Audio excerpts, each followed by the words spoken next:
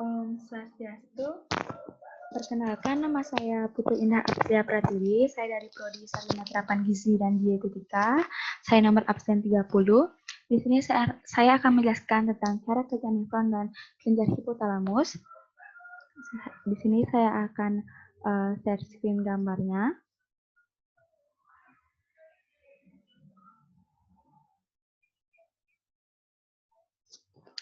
Baik, untuk yang pertama yaitu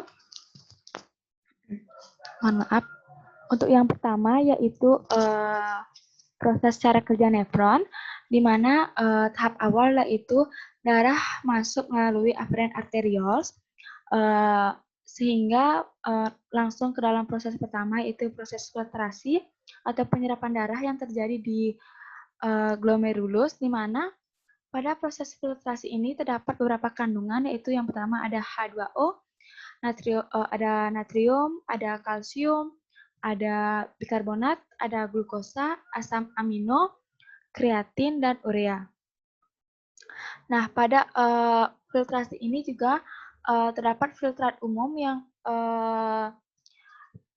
filtrat normal yang pada umumnya itu mengeluarkan air, di mana mengandung beberapa senyawa seperti natrium, kalsium, bikarbonat, glukosa, asam amino, kreatin, dan urea, serta vitamin ataupun mineral. Nah, kreatin dan urea di sini wajib untuk dikeluarkan. Kenapa? Karena kreatin dan urea ini bisa bersifat racun atau toksik. Selanjutnya, kita masuk ke proses kedua, yaitu proses reabsorpsi atau penyerapan kembali yang terjadi di tubulus contortus proximal, di mana pada proses penyerapan ini, ion-ion yang diserap kembali itu berupa ada K+, natrium klorida sebesar 65%, air sebesar 65%, asam amino sebesar 100%, glukosa sebesar 100%, dan bikarbonat sebesar 90%.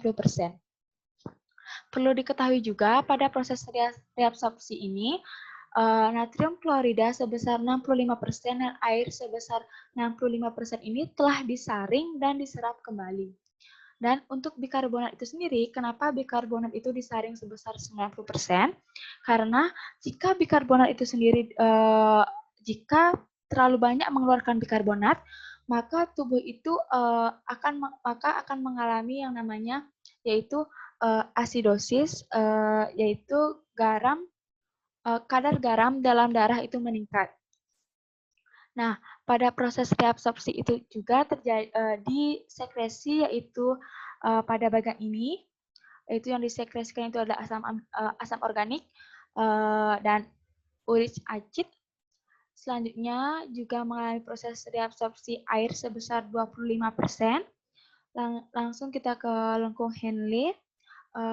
Di sini juga terdapat penyerapan NaCl sebesar 25%. Selanjutnya kita masuk ke proses ketiga, yaitu proses augmentasi atau sekresi, di mana pada proses ini juga melakukan zat yang diserap yaitu berupa NaCl sebesar 5% dan H2O. Dan pada proses augmentasi ini, yang disekresikan itu berupa K+ dan hidrogen. Selanjutnya, kita masuk ke tubulus collectivus, di mana pada tubulus collectivus ini terjadi proses reabsorpsi terakhir dengan penyerapannya yaitu berupa zat urea, NaCl sebesar 5% dan H2O. Selanjutnya kita ke proses terakhir, yaitu yang terjadi di tubulus pengumpul, di mana yaitu tempat urin terakhir. Dengan di sini juga terdapat kandungan urin yang sebenarnya, di mana itu berupa H2O, NaCl, K+, HCO3-, kreatin, dan urea. Nah, pada proses cara kerja nefron ini, kreatin tidak dapat disekresikan, pada cara kerja nefron. Dengan hal inilah mengapa kreatin itu digunakan sebagai penanda laju filtrasi, misalnya pada glomerulus. Selanjutnya, jika kadar kreatin pada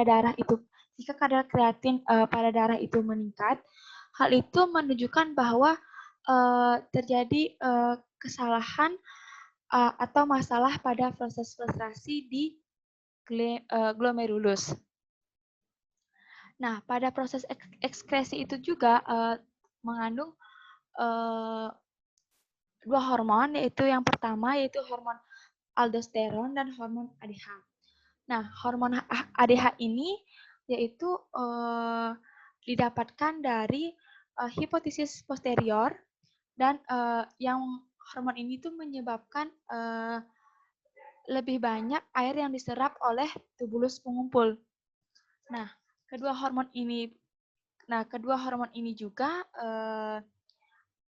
bereaksi pada saat tubuh kita tuh merasakan kekurangan cairan ataupun saat dehidrasi. Sekian untuk proses cara kerja nefron. Selanjutnya saya akan menjelaskan tentang kelenjar hipotalamus. Nah, pada kelenjar hipotalamus.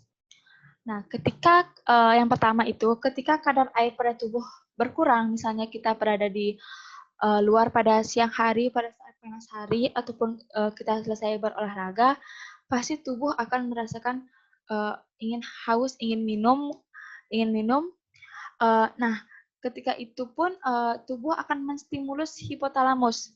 Nah, selanjutnya maka pada pusat pengaturan osmoregulasi hipotalamus itu sendiri akan merangsang kelenjar hipofisis posterior ini untuk mengeluarkan hormon ADH, di mana hormon ADH ini akan langsung disekresikan di tubulus ginjal, terutama di tubulus pengumpul, yang gunanya itu untuk meningkatkan penyerapan air, sehingga meningkatkan kekurangan cairan pada tubuh kita.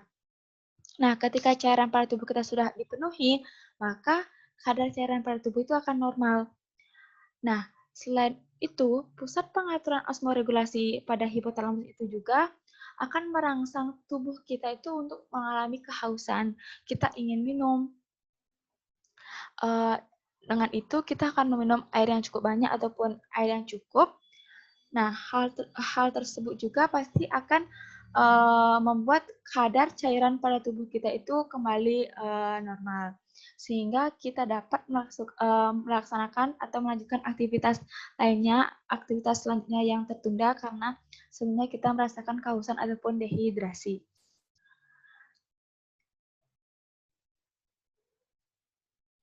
Baik, sekian pemaparan materi yang dapat saya sampaikan. Jika ada salah kata ataupun materi yang kurang, saya mohon maaf. Saya akhiri dengan Parama Santi. Om Santi, Santi, Santi. Om, selamat.